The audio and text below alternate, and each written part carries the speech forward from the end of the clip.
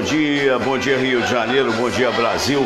Com que prazer estamos aqui iniciando mais um programa às vésperas do Dia das Crianças. Um abraço a todas as criancinhas do Brasil. Amanhã não teremos o programa, que a criança aqui vai visitar uma outra criança, que é na verdade meu netinho Vitório, que está lá em Itaipu, já que não vou poder visitar a minha netinha Camille, que é uma jovem de 22 anos e que se encontra hoje em Boston, nos Estados Unidos. Então eu vou pelo mais possível, né? Estarei em Itaipu e não faremos o programa, como aliás é de praxe desse programa não acontecer aos feriados ou eventualmente acontecer. Muito bem, olha, nós estamos aqui e eu estava raciocinando sobre uma série de coisas. Uma, por que de repente eu me postei aqui em pose de cabide? Você sabe o que é isso?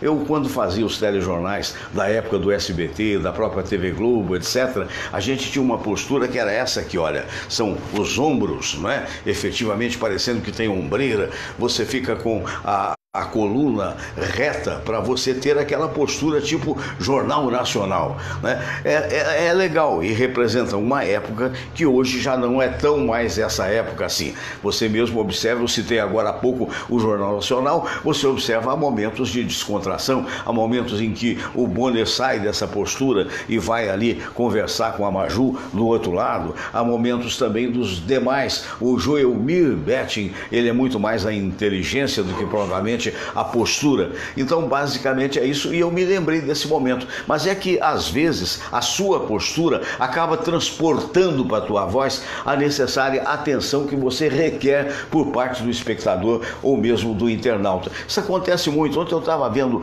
o jogo de futebol entre o Cruzeiro, vitória do Cruzeiro, parabéns aos cruzeirenses, a Raposa de Belo Horizonte diante do Corinthians, mas nada está decidido, até porque a decisão vai ser levada para o Itaquerão.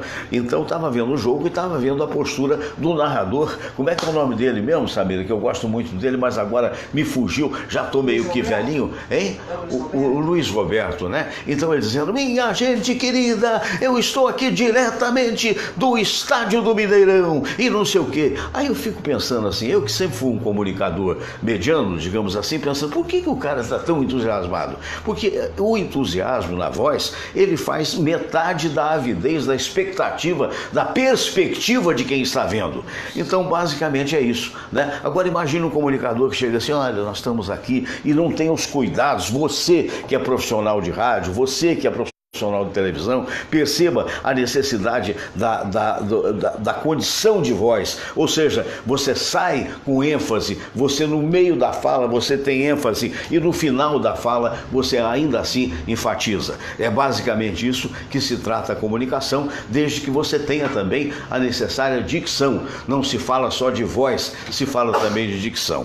Por falar em dicção, promete pegar fogo. Hoje eu tenho dois temas e tenho dois convidados espetaculares. Quero mandar um abraço grande para o meu querido amigo Dr. Silvio Provenzano. Dr. Silvio me disse: Fernando, nos primeiros meses eu não vou poder estar com você nas quintas-feiras, porque eu, como presidente do CREMERGE, ele ainda estava por ser eleito, eu vou ter que chegar no CREMERGE às 7h30 da manhã. Meu Deus do céu, vai trabalhar muito o Dr. Silvio. Então, durante um certo tempo não teremos ele aqui, a não ser que sejam em datas diferentes, né? Por exemplo, até ele se ofereceu: Fernando, quando você for fazer um programa no feriado, eu estarei aqui com o maior prazer. Então, um abraço para o Dr. Silvio. Mas antes de passar para os nossos convidados do dia de hoje, nos cumprimentos iniciais, eu quero dizer que este programa é uma oferta das espadascatana.com.br. Espadas Katana manda a espada samurai, aquela espada que é feita no Oriente, é forjada sob o sol do Oriente. Ela bota a espada em qualquer ponto do país. E lembre-se que é apenas algo decorativo, não é por aí para você sair guerreando, né? espadascatana.com.br.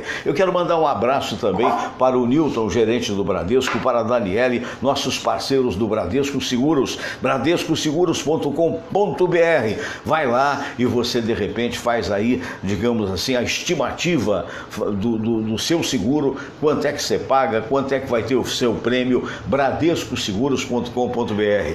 Abraço também para o Álvaro da Camélia, para o Alvinho, para o Serginho, né? Abraço a todos eles aí na Camélia, o Robertinho também, a Camélia Flores, fica no Mercado das Flores, e se você encomendar agora ou mesmo às 3 horas da tarde, até 5 horas da tarde, o buquê de flores que você encomendar vai chegar em qualquer ponto do Grande Rio. Camélia Flores fica no Mercado das Flores, pertinho do metrô da Uruguaiana. Muito bem, eu queria também dizer para você do restaurante O Caçador. Restaurante Caçador, dos meus amigos queridos, o Ari, o Maurício também, nosso querido amigo, o Joaquim, que é dono também das casas Planalto do Flamengo, Planalto do Grajaú, Planalto de Copacabana, não é? Então, olha, mas eu vou falar do Caçador, que fica na rua Pareto 42. E vou mostrar para vocês, sair de quadro, para mostrar para vocês o meu querido mascote. Esse aqui é o Todinho, cada vez mais educadinho. Todinho é um menininho que tem 11 meses de vida, portanto está saindo de bebê, com 1 ano ele fica adulto, não é? Mas é muito bonzinho e é o nosso mascote. Muito bem, agora pode se aninhar aí nos pés do pai, porque ele tem essa mania. Muito bom. Aqui à minha direita, um dos maiores psicólogos do Rio de Janeiro, um dos maiores psicólogos do Brasil, o nosso querido Dr. Luiz Aibinder. Muito bom dia, Dr. Aibinder. Bom dia, Fernando. Bom dia a todos. Prazer estar aqui novamente.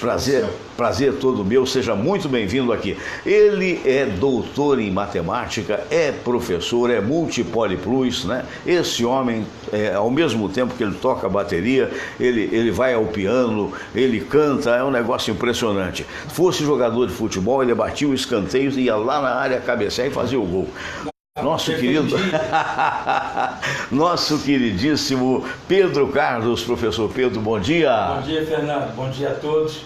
Vamos mais uma vez aí ter um dia de felicidade. Vou pegar ela de surpresa, pelo menos mostra aí a sua face aí, né, Samira? Bom dia, Samira, na câmera. Ela vai no selfie, porque aí ela vai se mostrar e desejar um bom dia para você. Bom dia, querida amiga. Muito bem, nós vamos aí, Samira, nós vamos daqui a pouco, vamos passar para a oração, para ver se apazigua esse momento de muitas querelas, momento político, pessoas que estão, algumas moderadas, outras meio complicadas, não é? A gente vai para aquele pedido de inúmeros ouvintes, que é sempre a oração, que é um trabalho muito bonito do Luciano Gomes, lá de Pedrinópolis, que me mandou as fotos, né, que compõem essas imagens, e também um trabalho, por que não dizer, do Marlon Jordão Boscalino e também do Jorge da Mata em conjunto. E depois a gente vai mostrar um dos temas do dia de hoje. O tema do dia de hoje é: você já esteve, já se considera, ou em alguma vez você se considerou um ponto fora da curva? Daqui a pouquinho.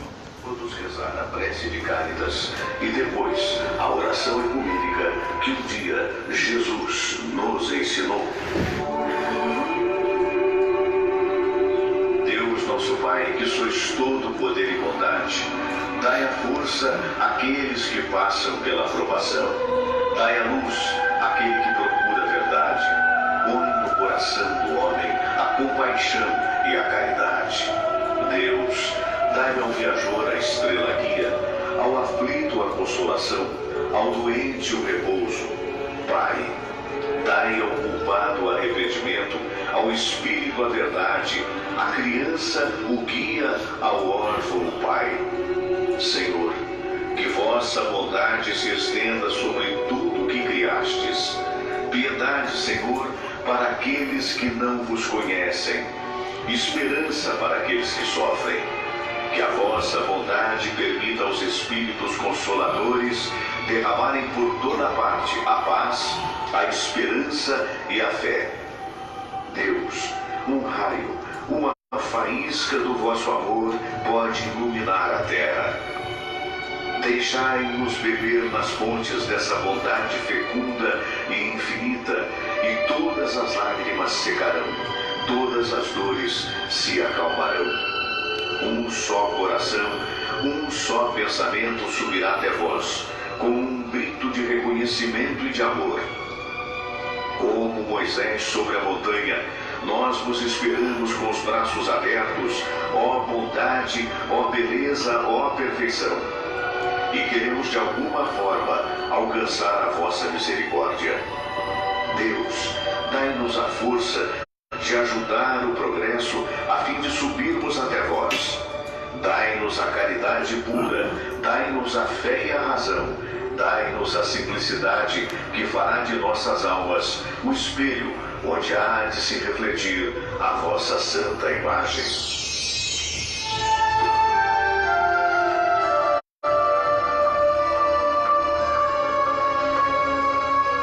Pai nosso que estais nos céus, santificado seja o vosso nome. Venha a nós o vosso reino. Seja feita a vossa vontade, assim na terra como no céu. O pão nosso de cada dia nos dai hoje. Perdoai, Senhor, as nossas ofensas, assim como nós perdoamos aqueles que nos ofenderam. Não nos deixeis cair em tentação, mas livrai-nos de todo mal, porque teu é o poder e tua é a glória, por todo sempre. Amém. Pois é, eu quero mandar um abraço para Denise Guzmán, muito obrigado aí pela participação. Um abraço também para o Roberto Levi, para a Alda Pereira Gomes e também para o João Silva Pereira. Todos estão nos vendo lá na cidade de Paraty. Um abraço grande a todos vocês. E também para a Mariane, que pergunta a respeito do site do Dr. Luiz Aibinder. Eu queria informar que o site dele é Psicólogo Aibinder. Você vai lá e se informa de todos os cursos que ele apresenta. Bom, eu prometi o seguinte: você algum dia se sentiu um ponto fora da curva? Entenda-se como ponto fora da curva uma pessoa diferente, uma pessoa que poderia ser diferenciada, às vezes pela sua intelectualidade, às vezes pelo exagero. Na maioria das vezes é tida e a vida pelo exagero.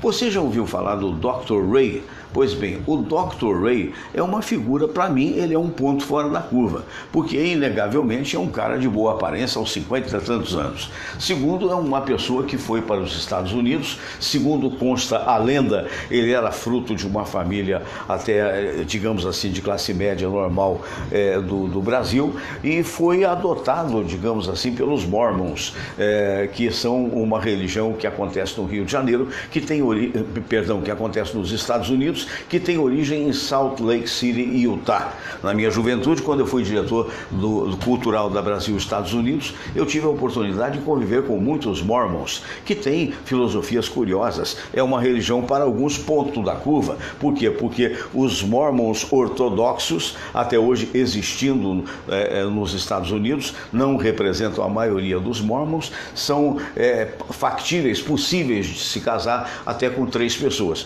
Portanto, se há de convir que é um baita ponto. Aliás, são 3 pontos fora da curva e um partícipe, né? Nós vamos ouvir o que o Dr. Ray fala, e numa das publicações dele, eu até pedi, Samira, se você puder botar aí logo de uma vez a imagem aqui no telão, para eles poderem acompanhar, se bem que no telão sempre tem um delay, né? Sempre tem um atraso, porque ele é polêmico, ele tem um tupete que ele penteia assim e cai assim, nada sai fora do lugar, ele passa uma brilhantina no cabelo e fica aquela coisa na frente, não é? E na realidade ele também procura ser muito elegante, mas desta feita ele fala, você vai ouvir o que ele fala, por favor, Samira, encaminha a câmera lá, até lá. Não, pode ficar à vontade, calma, tudo acontece. Aí, já estamos chegando, é que nós temos aqui um telão, né? E esse telão é para que a gente possa também acompanhar o que está ocorrendo no momento. Aí, às vezes, atrasa um pouquinho e você há de compreender que é assim mesmo. Mas, olha, o debate hoje promete. Já chegamos, está tudo bem. Vamos encaminhar agora a câmera para o outro lado, diminuindo o som. São coisas que acontecem. Então, vamos lá. O que o Dr. Ray diz? Atenção, você que tem pinto pequeno, você que tem pênis pequeno, diz ele que é perfeitamente possível aumentar o tamanho do seu pênis. E daí a pergunta vai ser inevitável: é ou não é algo fora da curva? Vamos lá, que está ali enrolado, tá vendo? Então é aquela história, vamos com calma e respire fundo, a vida é bela, tudo é possível de acontecer. E falhas acontecem quando um programa é ao vivo. Vamos lá? Dr. Ray.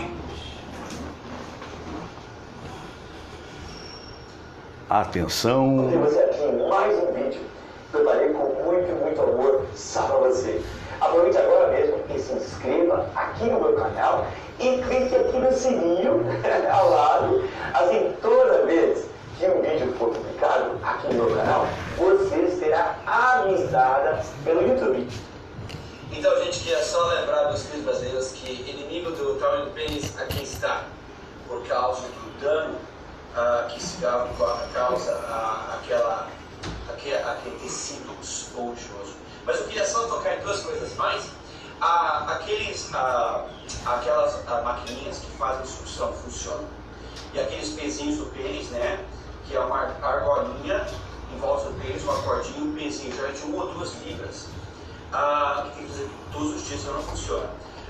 Infelizmente tem um custo associado com elas, é difícil encontrar, de vez em quando o pessoal pergunta, enfim, eu vou ensinar para vocês um truque super simples do exercício do pênis.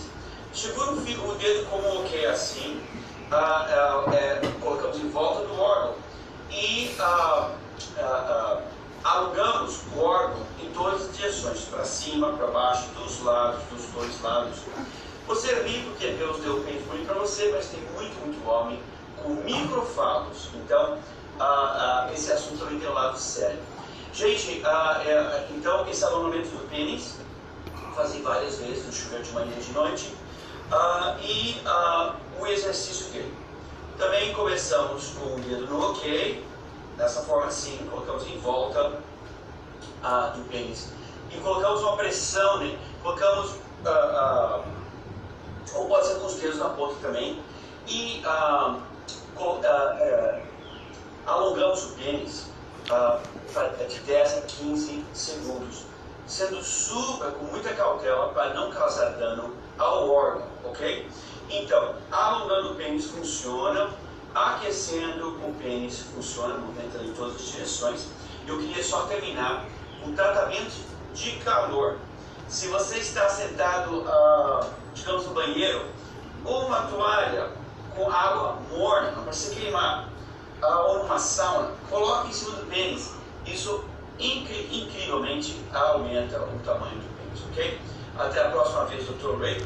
Pois é. Da vida, porque na verdade isso é da beleza, o meio da saúde. Tchau, tchau. Essa é a parte que interessa e que mostra, doutor Aibinder, uma grande diferença entre a ética da medicina no Brasil e a ética nos Estados Unidos. Nos Estados Unidos existem vários programas de médicos mostrando como fazem o tratamento, propagando o seu trabalho. Há inclusive como é que é o nome mesmo daqueles 2 doutores norte-americanos que fazem plástica? Botched quer dizer reforma em inglês, né? Reparação, né? E os caras mostram tranquilamente. Aqui no Brasil não é permitido isso, a julgar pelos procedimentos da Sociedade Brasileira de Cirurgia Estética, né?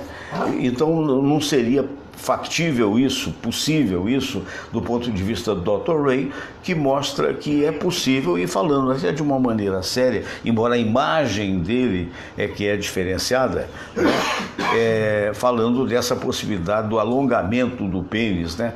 Da pessoa que tem problema de pequenos falos, como ele diz, e que poderiam, teoricamente, acrescer alguns centímetros ao próprio falo. Um ponto da curva mesmo? Ou não? Olha, eu não entendi muito bem o que ele falou. Sei. Mas eu acho uma impossibilidade aumentar o pênis. Sei. Pelo que ele está falando, botar toalha quente, água morna. Acho que botar uns pezinhos. Botar uns pezinhos. Isso daí... Pode dar uma dor no pênis, não? Talvez. Pode dar problemas mais sérios. E marketing pessoal. Né? Se você pegar anúncios em sites, revistas, tem um montão de baboseira dessa extremamente perigosa. Essas promessas não tem nenhum fundamento científico. Uhum. Então, você vai fazer uma coisa arriscada, tomar um certo medicamento, passar um certo produto, cujo resultado é mínimo. Ele está trabalhando em cima de uma população complexada. E a pessoa complexada faz qualquer coisa para suprimir esse complexo. Sim. você com uma dor no pé, se alguém dizer, toma um chá de não sei o que, você vai tomar o chá porque não é que você acredite, mas você deseja, espera que aquilo vai melhorar. Eu acho que ele está vendendo ilusão. Ilusão. Agora, quanto à aparência física dele, também é marketing. Num certo sentido é bom, porque todo mundo sabe que é Sabe que é diferenciado. Não pelo conteúdo, e sim pela aparência. Pela aparência. E muita gente que eu conheço também vive de aparência. Sabe aquela aparência marcante? É. E já que ele não tem um brilho interior, ele procura se diferenciar pelo exterior. Na rua Prado Júnior tinha uma farmácia, não sei nem se o homem ainda está vivo, ele carregava quilos de bijuterias, colares e não sei o quê. Sim. Qualquer um pode fazer isso, mas ele ficava um ponto fora da curva. É. Ser bizarro não quer dizer que seja autêntico. É uma pessoa que muitas vezes está preocupada com o que os outros vão pensar dele. E não para ser porque ele é diferente. Então ele está fazendo aquilo para chamar a atenção. Apenas um dado, talvez. A curiosidade fica por conta de que ele é dono de uma mansão extraordinária nos Estados Unidos e foi considerado durante um certo tempo um dos maiores cirurgiões plásticos norte-americanos. Isso tem publicações até naquela revista científica e tal. Quer dizer, há momentos então que, pelo fato de a ser verdadeira tal informação, a competência extrapola e de repente a pessoa começa a falar sobre tudo, se achando meio que Deus? Olha, tem muita gente que é testa oleosa, mas acha que é cérebro brilhante. Pode ser o caso dele. Pode ser o caso dele, né? Porque a gente não sabe em que circunstâncias aconteceram, né? De repente revolucionou a ciência toda. É ruim. E ele quis ser até presidente do Brasil, né? Depois de passar não sei quantos anos, ele chegou a se dizer candidato à presidência do Brasil, só que acabou, acho que nenhum partido quis recebê-lo, ou ele então desistiu. Mas sendo megalomaníaco, ele devia ser presidente do universo. Meu caro doutor Pedro Carlos, o amigo em que momento já se sentiu um ponto fora da curva e qual é a análise desse nosso... Concorda com o que disse o Aibinder com relação ao Dr. Ray?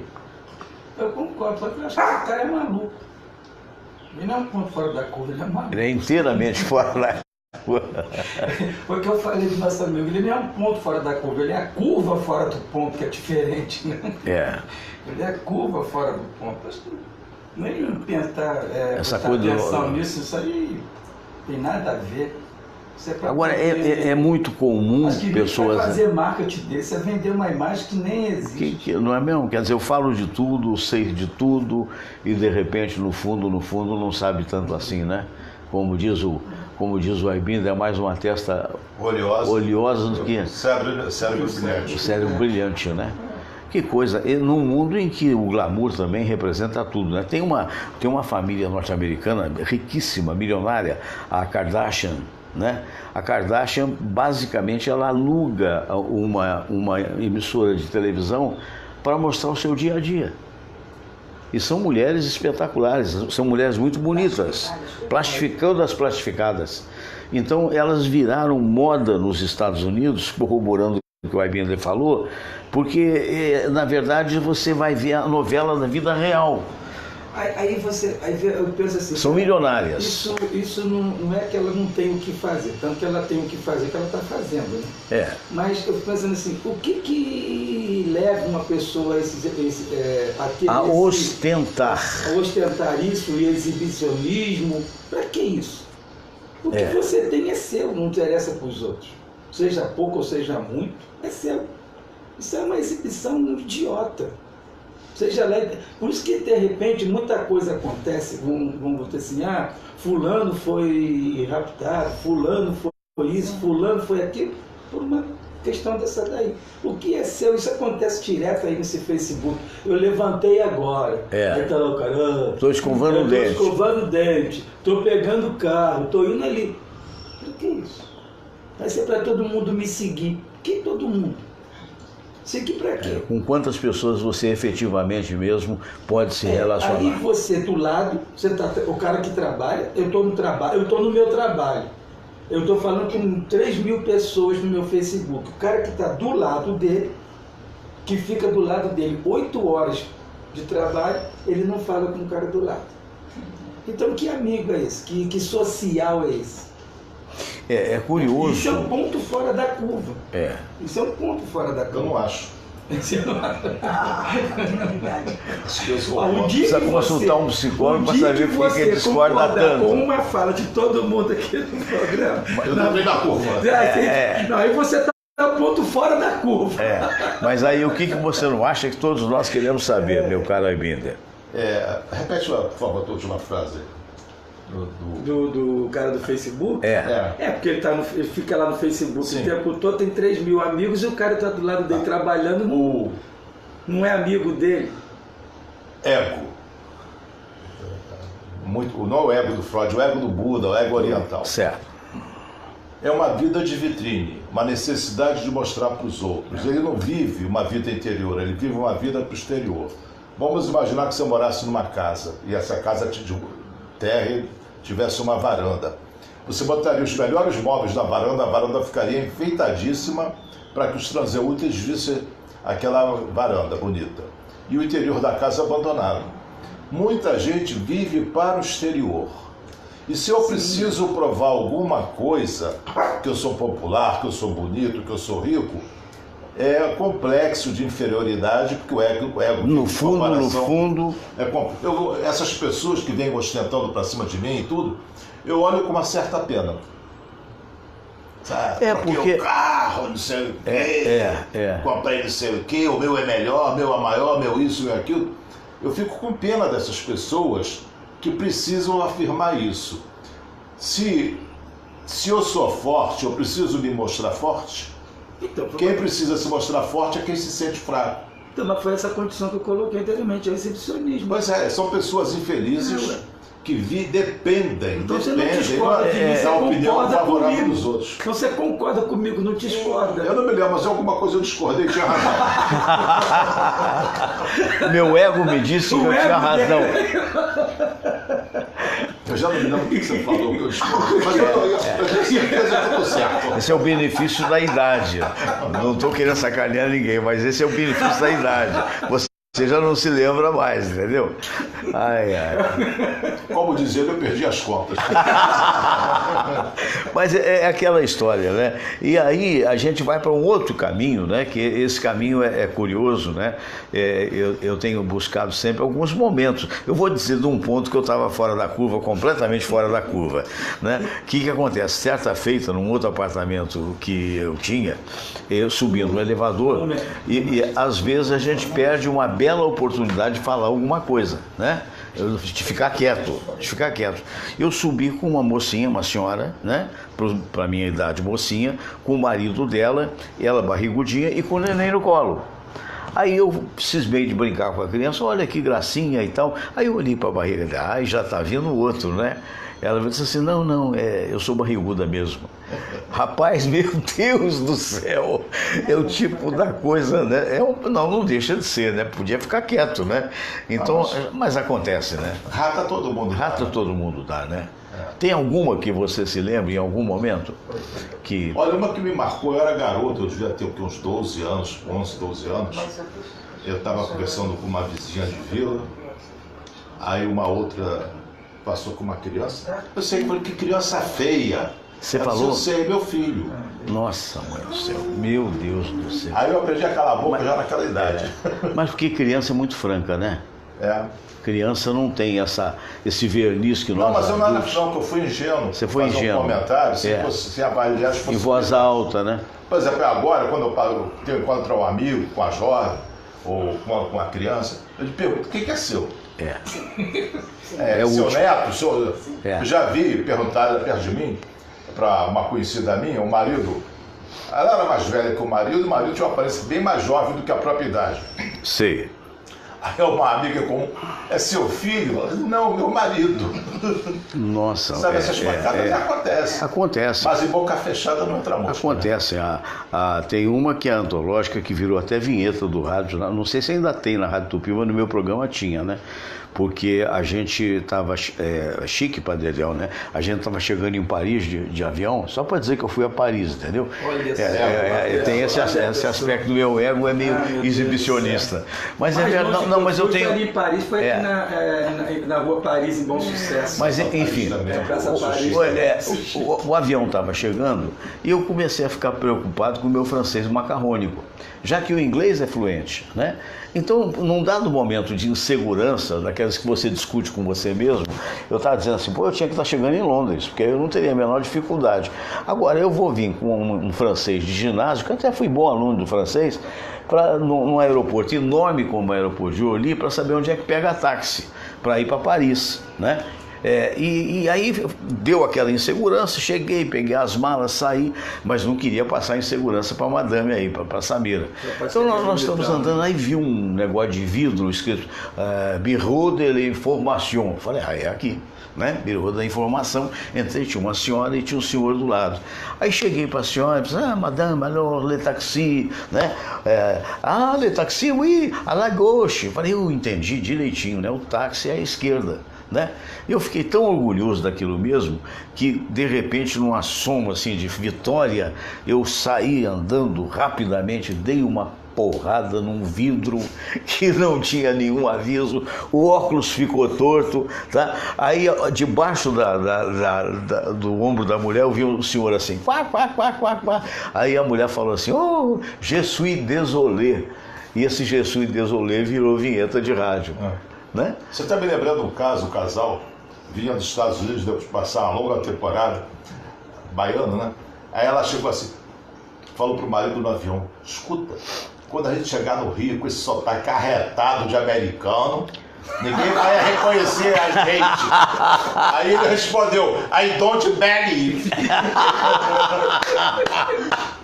I don't believe é o seguinte, um abraço pro Marco Silva, né? Alô, Marco, você que é da Paraíba, que mora aí nos Estados Unidos, não foi pra você não, hein? Agora, que tu tá até hoje com sotaque, tu tá, que outro dia você tava falando comigo aqui, passou o zap pra mim e tal, falou, Fernando Sérgio, se eu ganhar na loteria, eu faço uma rádio aí pra você.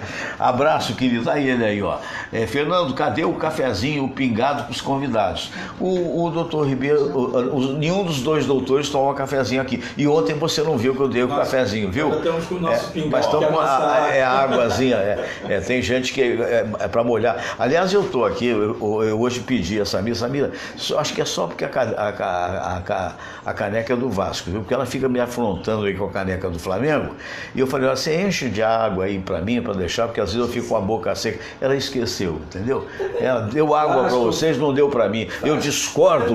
Também a caneca do Vasco, caneca do Flamengo, não vai fazer falta nenhuma. A diferença é a do Botafogo, né? Não, nem que é do Botafogo. Não, é Fluminense. Eu sei, é só para sacanear. Se eu falar que ele é tricolor, ele vai adorar. Não, você não está entendendo o psicológico da coisa. Depois que eu conheci o Aibindo, eu estou entendendo alguma coisinha assim, na minha limitada inteligência. Você não vai mexer com o meu eu.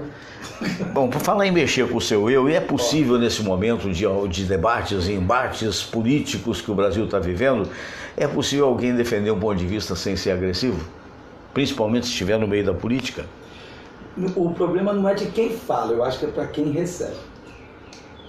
Então, vamos colocar assim, se eu hoje posso estar de bom humor e tudo mais, o Aibindo pode falar uma coisa que vai me agredir, eu posso relevar. Se de repente eu não estou naqueles dias lá, acordei com o fecheclé virado para as costas, então se você me der bom dia, eu já saio passando por cima de você. Outra coisa também, aquele que fala também, de repente está lá com um problema, uma coisa qualquer, você fala uma coisa com ele, ele já... ele entende mal, pode ser isso, é chamado ruído de comunicação, né? Então acho que essa situação, Fernando, é muito relativa. É muito, muito. Entendeu? Você ter esses tipos de né, ação.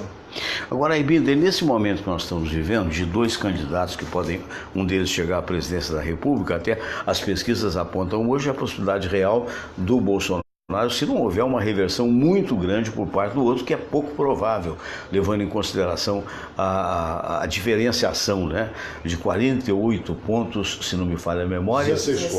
16 pontos. Mas houve um trabalho que agora está sendo feito tanto pelo Bolsonaro quanto pelo Haddad. Eu vi os dois falando, dizendo que uma coisa é a pessoa ter partido e a outra coisa é apelar para a violência. O próprio Bolsonaro chegou a dispensar aqueles que iriam votar nele e que são capazes de cometer violência. Idem o outro também.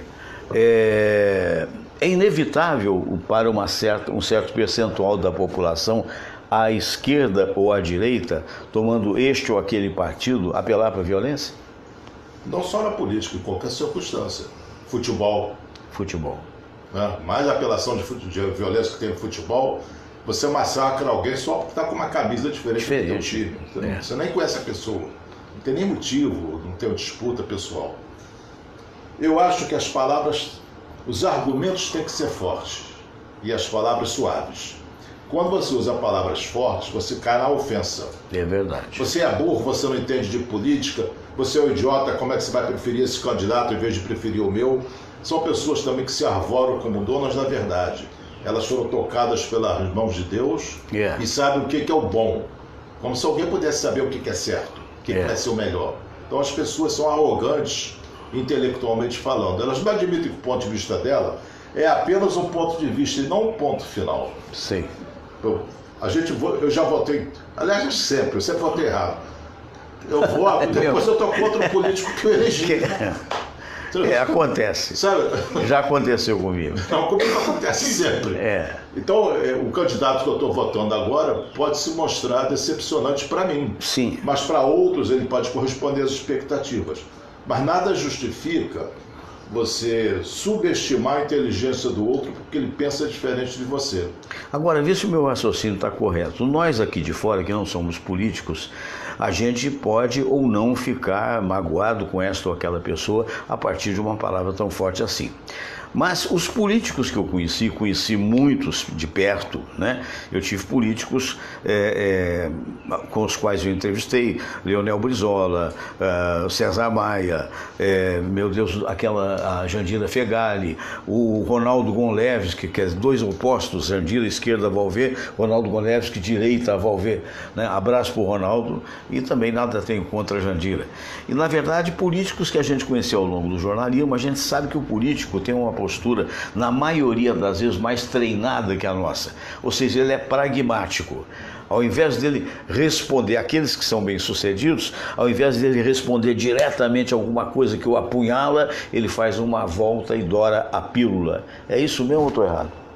Isso. Por exemplo, o Brizola nunca respondia o que lhe era perguntado. Nunca.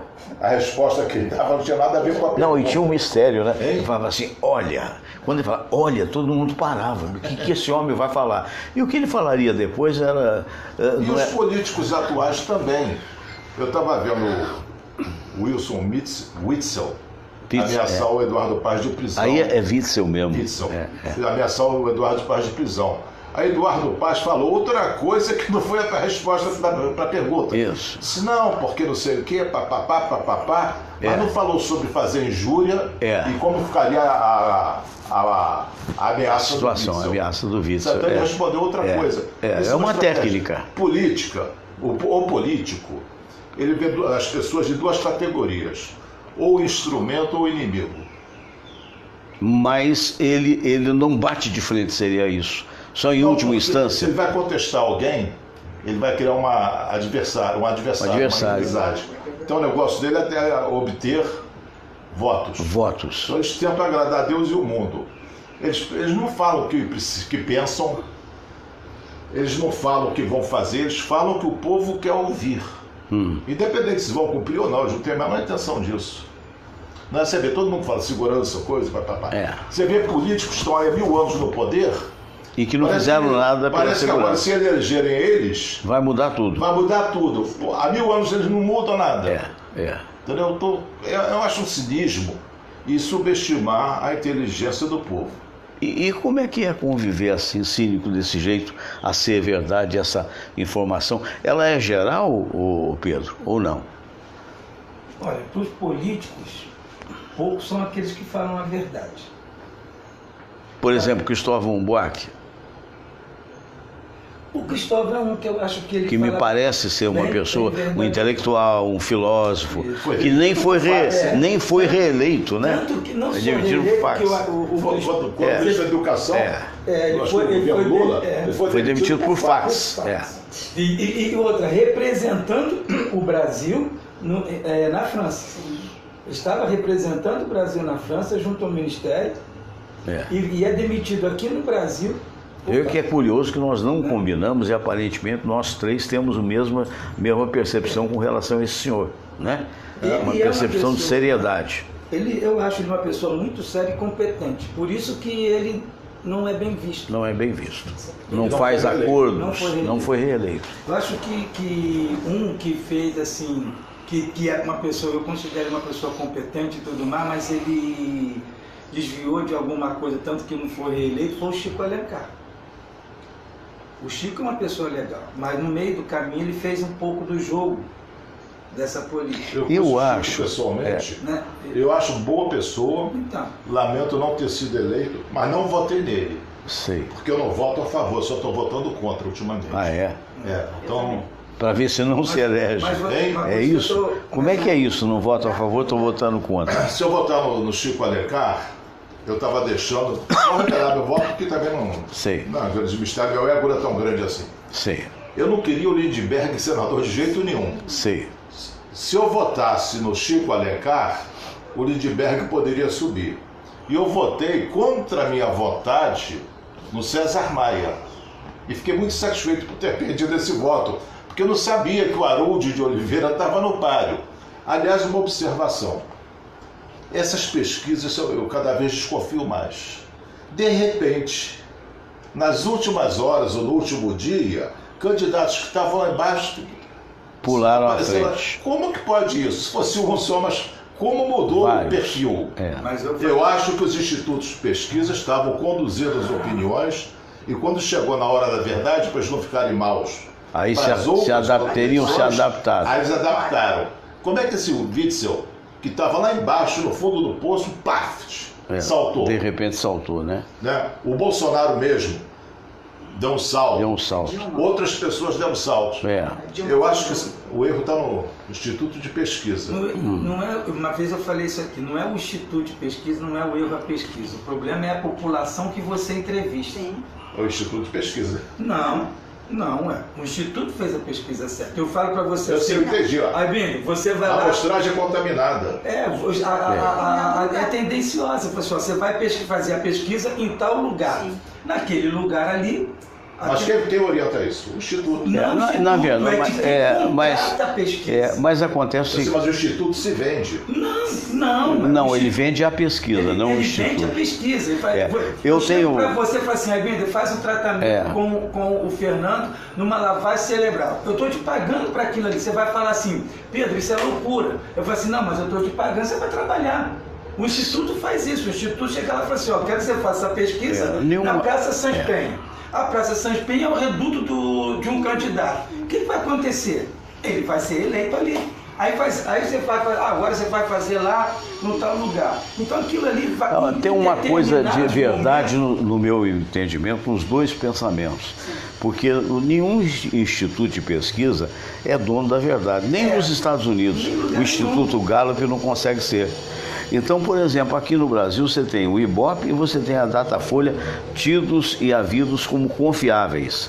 Havia no passado, há muitos anos atrás, eu fui diretor de uma agência de publicidade do Ney Machado, que Deus o tenha, diga-se de passagem. E nessa época havia uma instituição que havia uma suspeição muito forte, que tinha um nome parecido com o Ibope, e eu não vou falar porque eu não sei nem se existe, eu também não quero receber um processo, de que essa sim era uma instituição que vendia pesquisas. Mas nunca houve suspeição por parte daqueles que contratam do Ibope, ou mesmo mais recentemente da Datafolha. O que existe é mais ou menos o que você falou. Quer dizer, por mais que você estabeleça um plano de pesquisa, esse plano pode fugir à tua percepção. Então tem aquele planejador. Planejador é aquele, por exemplo, a Rádio Globo, a TV Globo contratou uma pesquisa para mim. Eu sou o planejador. Então eu vou, não é o caso, né? Mas eu vou fazer um planejamento sendo nas áreas mais fortes possíveis. Mas, no entanto, a área que eu vou pesquisar, muitas vezes com 2.000 pesquisadores ou 9.000 pesquisadores, eu não tenho conhecimento dela, porque ninguém tem. Então você entra, por exemplo, em Braz de Pina. Se em Braz de Pina tiver um candidato Y, ele vai desestabilizar a pesquisa, ele vai contaminar a pesquisa e vai poder dar um resultado que não seja o de bola de cristal. Então, o Geraldo Monteiro, sabe quem é? Debatedor da Rádio Tupi, tem um instituto de pesquisa, sociólogo, cientista político. Certo, sei quem é o Geraldo. Sei quem é. Ele tem um instituto que nós conversávamos muito. Ele disse que ele era muito pressionado pelo candidato para dar uma pesquisa favorável. Sim. Pressionado por dinheiro e por ameaças. Uhum. Então, mas não, essa eu ameaça acredito. eu vou te pagar para mas você quanto fazer a mais, pesquisa aonde eu quero. Mas quanto mais credibilidade, ninguém chega à credibilidade que o Ibope tem. Ninguém paga uma fortuna para uma pesquisa se o Instituto não tiver credibilidade. Ninguém paga. Essa credibilidade, eu me lembro, a minha visão está bastante arranhada. Pode até estar. Agora, eu vou dar um exemplo seu do que a gente estudou, pesquisa, 20 anos na Rádio Tupi. 20 anos, Ricardo Henrique está hoje lá em Berlim, é testemunha disso, era uma pessoa muito preocupada, filho do Alfredo Raimundo e tal. Todo mês a gente se reunia para estudar a pesquisa do Ibope. E a pesquisa do Ibope para a rádio pode parecer a pessoa leiga que é uma folha apenas. Não é. É um caderno de mais de 60 páginas, onde você pode ali ver a tendência, pode ser ver a classe A, classe B, classe C, classe E, enfim. E havia esse estudo muito grande. Então veja você que coisa curiosa. Há mais ou menos 15 anos atrás, eu já estava na época deixando a Rádio Globo há 20 anos, eu fiquei 5 anos na Tupi, eu estava há 5 anos, portanto, há 15 anos atrás, há 20 anos atrás. E ali se acreditava o seguinte: como nós éramos segundo lugar, nós na Tupi, a gente acreditava que jamais passaríamos a Rádio Globo. E qual era o argumento? Os diretores falavam, o argumento era o seguinte: a Rádio Globo, ela paga o Ibope pela Rádio Globo, pela, na época, Rádio Eldorado, pela Rádio Mundial, pela Globo Estéreo, ela tem a Globo de São Paulo, ela tem a Globo de Belo Horizonte, ela tem papapá. E, no entanto, nós da Tupi tínhamos apenas a Tupi, né? A gente pagava, porque não é todo mundo que paga o Ibope. Tem rádio que toma carona da Folha, mas não paga mensalmente o Ibope. Então a alegação é o seguinte: vai ser impossível passar a Rádio Globo. Resultado: qual foi o primeiro programa que sempre teve mais audiência que a Rádio Globo? Patrulha da Cidade com Coelho Lima. Qual foi o segundo programa que passou a Rádio Globo? Gostando ou não, o programa do Pedro Augusto. Qual foi o terceiro programa que passou a Rádio Globo? O meu programa na madrugada. E depois foram surgindo outros programas, o programa do Rotai, o programa do Ribeiro e papapá. E resultado, de 10 anos para cá, a Tupi, pagando apenas uma vez o Ibope, passou a Rádio Globo, que hoje é a 12ª colocada. Então é possível. Então, o que eu faço assim, a pesquisa, a forma de você fazer a pesquisa, as condições, as fórmulas para chegar... Pode ter erros que levem à dúvida do Tudo isso daí Aibinder. É correto. O problema sempre eu falo, qual é a população que você está pesquisando? Porque é uma pesquisa de recall. O que é um recall? É você perguntar, o que você ouviu ontem? Aí você vai falar, ouvi a Rádio Globo, ouvi a Tupi, o que você votaria hoje? Não deixa de ser recall, porque quando for divulgada, já passou. Você não tem a pesquisa mais confiável que saiu foi a boca de urna. Foi a boca de urna, verdade. Não foi a prévia. Verdade. Porque a prévia é sempre, o que eu falo, é sempre a população. Você já viu alguma propaganda de político que ele aparece no lugar que não tem ninguém para poder bater palma para ele? Agora a pergunta que não quer calar, a pergunta que não... Tem sempre 300 mil pessoas atrás dele. eu sou o maior, eu sou isso, eu sou aquilo. É. E você vê aí, e alguém, quando você está na rua, encontra com um cara desse, você vê aquele povão atrás dele? Não vê. Tudo de interesse. Tudo dando Agora, a vantagem. pergunta que não quer calar. Pesquisa divulgada hoje que dá 16% de vantagem há poucos dias da eleição, dia 28, né? Para o Bolsonaro. Está eleito o Bolsonaro? Ou pode dar uma reviravolta maluca como essa que você mesmo Na minha detectou? opinião, não, ninguém está eleito até acabar a eleição. É mais provável que ele seja eleito. Claro. A não ser que aconteça algum fato. Porque não há extraordinário. tempo hábil, né? E o Haddad, pelo que eu estou lendo, ele está se desidratando. Eu também acho. Ele agora mudou as cores, não é mais vermelho, agora é branco, verde e amarelo. Ele tirou o nome do Lula da propaganda. Sabe, Lula, ele nem conhece Lula. O próprio Lula chamou a atenção dele. Chamou porque... Foi visitar, não me visita não. O Haddad é fake, o verdadeiro candidato É o Lula, é verdade. Então, eu acho até necessário eu não sou candidato, não, quem é candidato é meu que me perdoem os meus amigos petistas, eu não sou petista, eu acho até muito saudável que haja uma mudança, né? Porque já tivemos PT durante muito tempo em termos de Brasil. E isso independentemente do cara ser talentoso ou não, porque o que eu acho interessante no discurso petista atual, claro que eu sou antipetista. Não é minha opinião, não é uma verdade, é só minha opinião. Acusar o que o Bolsonaro vai fazer, não fez. De botar o Brasil na situação que eles petistas botaram nos últimos 13 anos. Não tem cabimento. Acho que cara de o pau. discurso dos dois ali está muito vazio. O discurso tanto do PT quanto do PSL, tanto do Bolsonaro quanto do Haddad, para mim o discurso está muito vazio. Mas houve discurso do Bolsonaro? Que até agora não houve nem debate. Não falar nada. Então, tudo que não, ele ele coloca, posta aí, lá as situações dele. Preocupa o conflito entre ele e o general que é vice, mas não? Aí é que está a grande... Porque o general, ele que vem na língua, ele solta. O pessoal falou que não. Aí o Arbito vai concordar em discordar de novo, né? Certo, que é uma característica. Conceito. Hein? Ideofóbico. Você vê assim, qual foi um momento que o Bolsonaro apareceu discutindo ideias? Nenhum. O médico libera, né? Ele é liberado pelo médico para poder participar lá de... Não liberou não. Não, participar sentado, ele não pode fazer... Sentado, não pode fazer debates, só semana que vem. Então, aí fala assim, não, então eu não posso ir por isso, por aquilo, e fica por trás. Então, não, cá para nós, agora para ele também. Não, ele não é liberado para fazer campanha em rua, mas ele pode falar. O médico disse que nos próximos, até a próxima quinta-feira... Vai liberar para 2 debates. Ele está se recuperando, perdeu 15 quilos, perdeu muita proteína, massa magra. Então ele tem que se recuperar. E como está com anemia, ele pode ter um desmaio a qualquer momento. Não convém a ele, agora, nessa fase, ter desgaste. Não, além do fato... Eu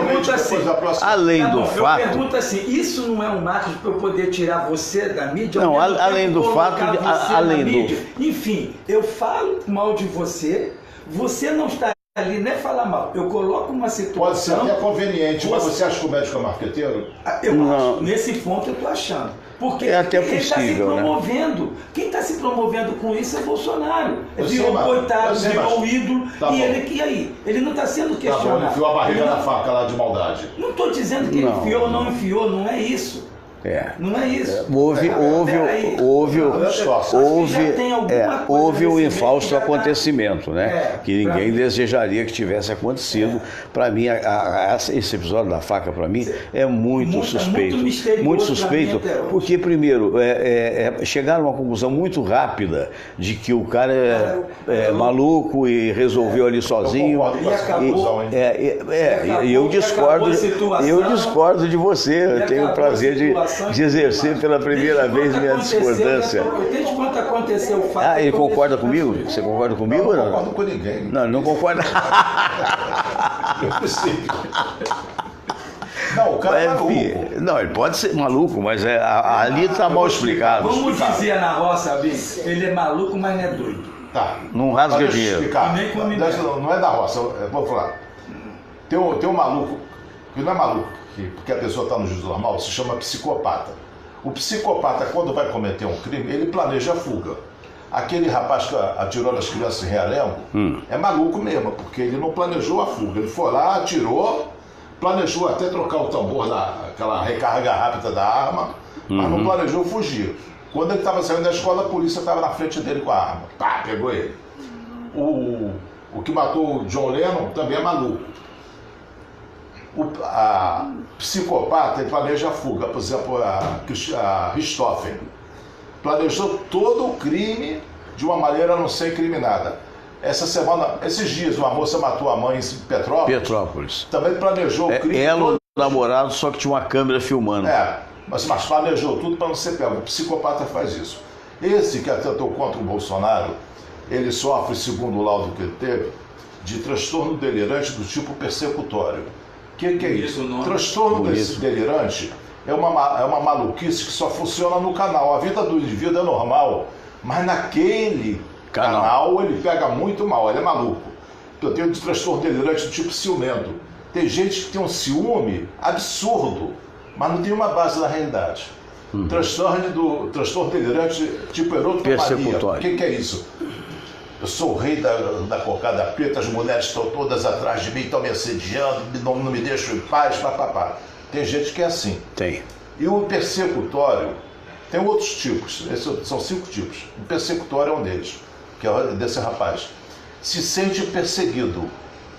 Uma vez que eu seja perseguido pelo Bolsonaro ou por qualquer outra pessoa, eu vou ter que me defender.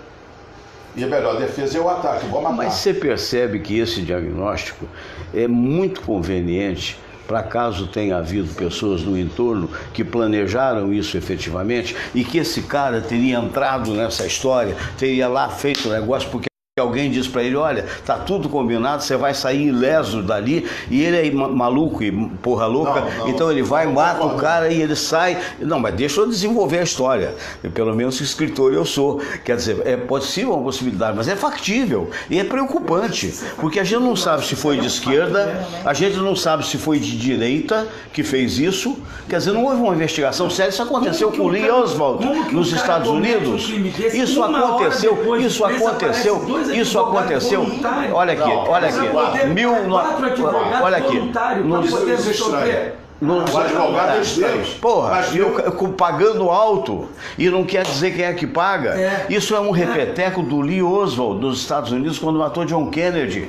Quando Robert Kennedy foi morto, meu irmão, que era jornalista, Antônio Célio, estava no Hotel Ambassador. Foi o homem que deu o flash para o Brasil, sendo candidato até ao Prêmio ESSO de reportagem, porque na época, hoje é vulgar, qualquer um tem um celular, dá flash. Naquela época não sob risco da própria vida, porque se dizia que era um sul-americano que tinha matado o Kennedy. E, na verdade, esse cara foi morto depois por outro. É muito rápido. Como é que, com todo respeito, carinho, meu Deus do céu, como é que eu acho as palavras? Como é que se coloca um rótulo, esse não sei o que, persecutório? Isso está definido, resolveu o problema? Não, não você. Eu digo, quem colocou. Escuta, a minha raciocínio é o seguinte: se nós fôssemos pedir um maluco para matar o Bolsonaro, nós não iríamos, porque o maluco não é confiável. Certo. Como é que eu poderia, de certa forma, influenciar esse ato? Chegar para o maluco, escuta, esse cara vai pegar você. Ele vai se eleger de presidente da República só por tua causa, para te perseguir. Botava a pilha no maluco de uma forma sutil. O que não é explicável é que poucas horas depois do atentado apareçam 4 advogados, 2 indo de jatinho para defender o sujeito. Também não é explicável, eu não sei se é fake ou não, que ele tinha registrado a presença dele na Câmara. Como uma forma de álibi. Alguém fez isso. Se é verdade, alguém fez isso. Esse detalhe eu não sabia. Juiz de Fora não poderia estar em Brasília. Claro. Então, tem algumas coisas mal explicadas. O que eu concordei foi quanto ao diagnóstico. O diagnóstico. O cara porque é aquela história. Você simplesmente fez uma análise do que é verdade. Explicou o que é o diagnóstico. Certo. Porque você não pode dizer que aquele cara sofre por isso, porque você não fez a consulta. É compatível com a história. Não, se fosse, Não, se é fosse fato, mas você se esse ficava diagnóstico com fosse dado pelo Aibinder, conhecendo a seriedade que nós conhecemos, a gente como jornalista, você como até professor, a gente acredita. Agora, como não foi dado e nós não sabemos quem é que deu, pode coincidir. O perito do juiz, não foi advogado dele. Então, não, o advogado entrou. E ele é bem articulado, cara. O advogado, Vou contar uma história para você. o advogado Vou contar uma entrou com pedido de exame. Vou contar uma história que representa E apareceu o que podem representar certas autoridades, que o fato de ser juiz não significa que o cara seja o dono da verdade. O cara de ser jornalista também não. Nós todos estamos procurando ver o que pode acontecer. E esse, eu vou recuar no tempo, muito tempo mesmo. Nos idos antes da Revolução, esse meu irmão, que foi até quem me colocou na profissão e hoje já é falecido, o Antônio Célio, foi um grande jornalista, mas ele era superintendente da SUNAB à época do João Goulart, em Minas Gerais, né? Superintendente da SUNAB. E era por influência, posição política mesmo. Por quê? Porque o ministro do Trabalho da época era filho do padrinho dele. Então, naquela época, as coisas funcionavam desse jeito. Mas ele era um bom superintendente da SUNAB. SUNAB era a Superintendência Nacional de Abastecimento e Preços, que hoje não existe mais. E eu era um menino. Eu estava no rádio, era um menino, tinha o quê? Provavelmente 17 anos e tal. E o Célio, por força da profissão, era muito ligado à Polícia Federal. Era muito ligado à Polícia Federal. E um belo dia eu fui buscá-lo na superintendência da SUNAB, que na época era na rodoviária, perto do Hotel Joalpa, em Juiz de Fora, hoje já está em outro lugar. E eu fui buscar, ele falou: ô Fernando, vamos dar uma passada na Polícia Federal, que houve uma apreensão de drogas, não sei o que e tal. E depois eu falei, tá bom, então fui com ele à Polícia Federal. Chegando lá, eu, menino, 17, 18 anos, aí virou o delegado: olha só o que nós aprendemos. Aí mostrou in natura cannabis sativa, ou seja, maconha, in natura, né? Na época não havia, enfim. Eu disse, pois é, olha só e tal. Era um saco cheio daquela planta que eu vi pela primeira vez. E o cara disse, olha aqui, ó, pega isso aqui, enrolou no papel, leva isso aí para você. Leva isso para você. E eu levei, de tão ingênuo, porque eu jamais, acredite quem quiser, jamais me droguei, jamais fumei maconha, jamais fumei cigarro, qualquer coisa de espécie alguma. Entendo quem tenha problemas, amigos meus tiveram e vida que segue. Mas é um absurdo isso. É o despreparo. Não, imagine você, tipo assim, estou fazendo uma... É crime, o que ele fez. É crime. E eu levei para casa, sabe o que eu fiz? Crimes, né? Eu joguei fiquei com vergonha de falar, muito mais tarde eu falaria com meu pai. Eu joguei no vaso de descarga. Falei, pô, será que... O policial fez dois crimes. Um em mostrar uma prova, isso... e o outro é mexer na prova e te dar uma parte daquela prova. Uma coisa semelhante com essa aconteceu com meu filho. Meu filho é piloto. Esse meu filho é piloto. Ele foi para Bolívia e trouxe chá de coca. Eu sei de mascar. Com a altitude, né? Chá. Aí ele comprou chá de coca. Outro chá de coca. E a mulher dele é policial, minha nora. Sei, olha ela só. Fez um escândalo. Danado, Meu Deus do céu. Proibido a coca. Proibido, no Brasil. De coca. Mas em Manaus, em Rio Branco, vende normal no supermercado. Não, o chá de coca que vende lá é igual o chá de camomila aqui. É aquele de mascar, né? Em saquinho, você coloca ali e bebe saquinho, acabou. Mas é proibido, a substância é proibida. Mas aí, mas como é que vende isso normal lá? Eu bebi isso demais. Mas tem jogo do bicho aqui. Como é que tem jogo do bicho aqui? Nem fez nada. E eu acho que a dosagem não dá para alterar muita pessoa, não. Não deve. Por exemplo, em Punta del Este, né, nós vimos isso, que era muito comum as pessoas mascarem por causa do calor. Né? Aqueles vendedores ambulantes. Pode esse chá de coca, não é que folha de coca que eles mascam. Alguns também por causa da altitude. Fala que a questão da altitude, aquilo ali. Você sabe qual é a história da folha de coca? Eu não sei. Não. Na colonização espanhola nos Andes, os índios mascavam folha de coca, porque eles passavam fome e é um anestésico do aparelho digestivo. Olha. Daí xarope de codeína, sabe, xaropes anestesiam, xaropes viciam também por causa da substância. E os padres religiosos que estavam lá colonizando acharam aquilo um absurdo. Proibiram o uso da folha de coca. E os índios famintos não produziam extração de prata nas minas.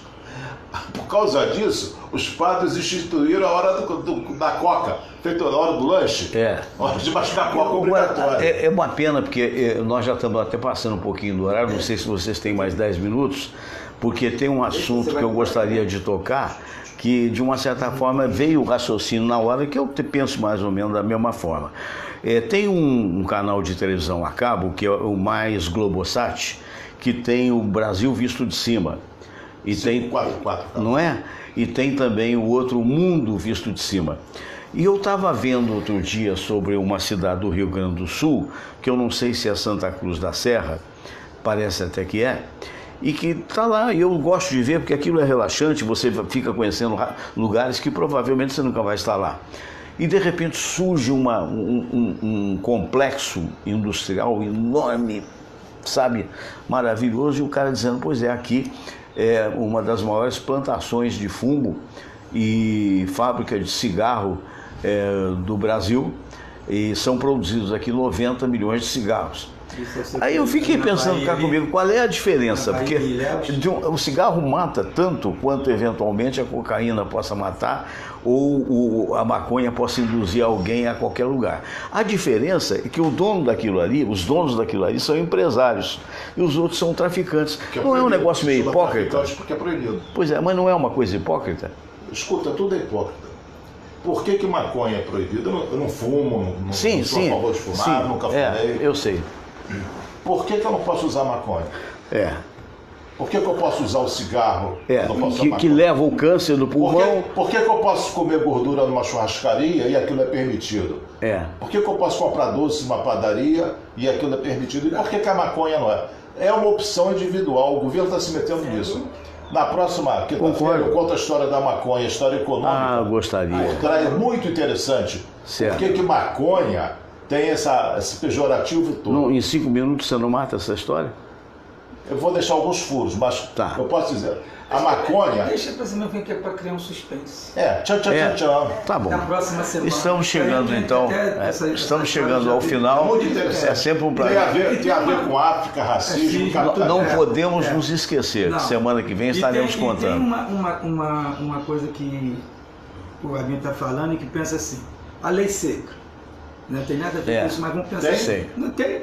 A lei seca. Então você é preso porque ingeriu álcool. E teve um acidente, então você estava bêbado, talvez estava aqui.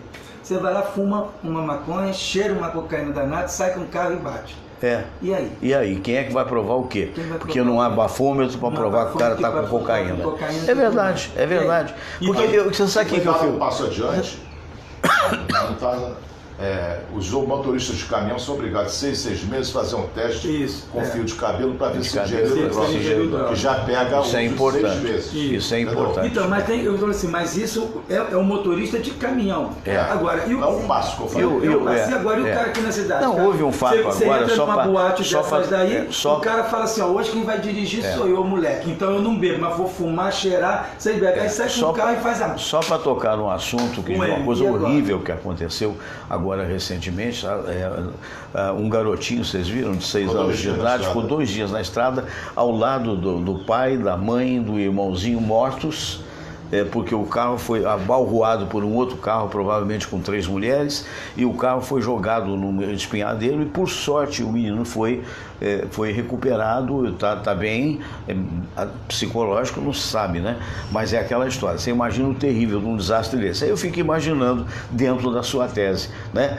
E se, não pode ser que seja inabilidade, pode ser que seja pessoa que esteja bêbada, mas e se a pessoa tivesse drogada?